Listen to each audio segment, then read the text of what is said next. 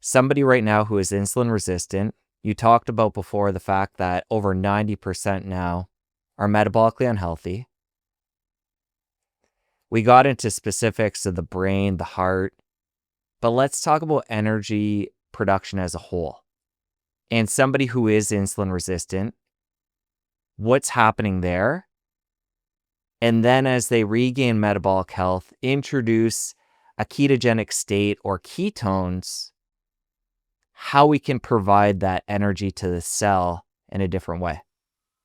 I love how you, like, for the past hour and a half talking to you, you are so good at painting a picture via your storytelling. I love it. Thank you. I can literally picture this person and the things that they're going through, because I went through the same thing, right? So I would say, if you are that person listening, first of all, go back to your basics first. It's boring, it's mundane, but you have to go back to your basics.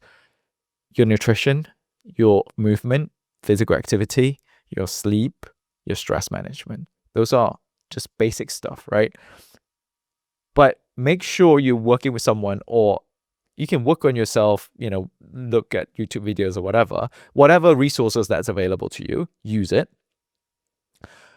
Improve those, right? Know what your calories should be. And if you can, measure it, because it makes a lot of difference. I know a lot of people hate measuring calories, but it for me, it helps tracking. So use whatever means you can to track it, because if you're not tracking it, then you don't know, you won't know whether you are on the right trajectory or if you're doing the right thing. And then start doing it. And literally nothing stops you from doing it from today, right? And then you monitor your results, measure your weight every other day, every week. If you don't see results, try changing things a little bit, or work with somebody who can help you change things a little bit. If you have problems with motivation and productivity and getting there, try a shot of ketone-iq. Like, literally, I think now they're doing a promotion in Target or whatever, like first shot is free or something like that. Check it out. Like, or I'm sure Jesse has a discount code or whatever to try it. Use a shot of ketone-iq to get to your workout, or if you feel like a slump during the middle of the day, use it to get through to your day. And over time, that improvement that you see will be the motivation that will feed back to your cycle and get you moving more and get you more motivated. The key is not to get bogged down on days that you fail.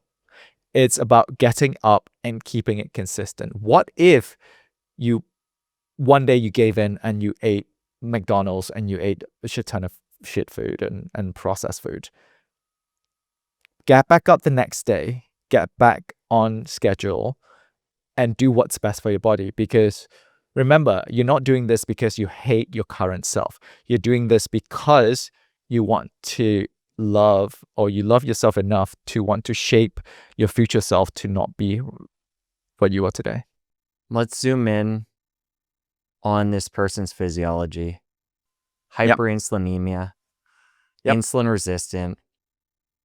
They keep on spiking blood glucose through sugar and carbs. Insulin's ramping up in the body.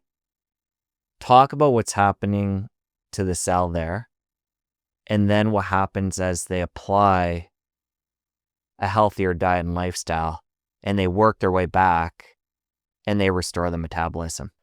Great. So you're already insulin resistant, you are overweight, you are hyperinsulinemia. What's happening within your body is that your cells are so full. They are so full of substrates and fuel that it can't take no more. And it decided to shut down the insulin receptors, and therefore causing the insulin resistance. Because the cells are saying that if I take in any more insulin, any more glucose via this insulin signal, I'm gonna die because of oxidative damage, inflammation, all of that. So in order to preserve myself as a single cell, I am going to shut down the glucose coming in. As a result, you're having high level of glucose in your blood, and that is increasing your risk of damaging your nerves. You're increasing risk of infection. You're increasing risk of developing type 2 diabetes. And then in which case, if you have type 2 diabetes and then high level glucose and infection, you are risking amputation on top of that. And it's all sort of, complications that are coming down the road. So first and foremost, you need to fix that, right? You need to reduce the sugar going into your body. And that gives the opportunity for your cells to actually metabolize what's already in there. And then over time, your cells would then normalize and be more insulin sensitive. Again, exercise is one very much proven and established way to increase insulin sensitivity. So you give your body the room it needs to regulate itself and become insulin sensitive again. Reduce your blood glucose level by ingesting less calories overall, but more importantly, less carbs and less sugar. Going on a keto diet is a great option, and because it also regulates your hunger hormone so that you are full easily from the fats and proteins, rather than letting the glucose really run your hunger hormones and let you feel hungry all the time. And then you'll start seeing weight loss because your body is starting to self-regulate and start burning all the sugar as well as the fat, because then you are not in a state where you're building and storing. You're now in the phase where you are burning and breaking down all this storage that you don't need. And then as you ramp up the exercise level, movement, physical activity levels, as well as decreasing your calories, you will then lose all those weight and be more metabolically flexible. And that's where you start, swapping over to fat oxidation and ketone production. Increased ketone production also means increased cognitive performance, not only physical, but also cognitive. You feel clearer, you have less brain fog, and it's inevitable for you to get that motivation as well.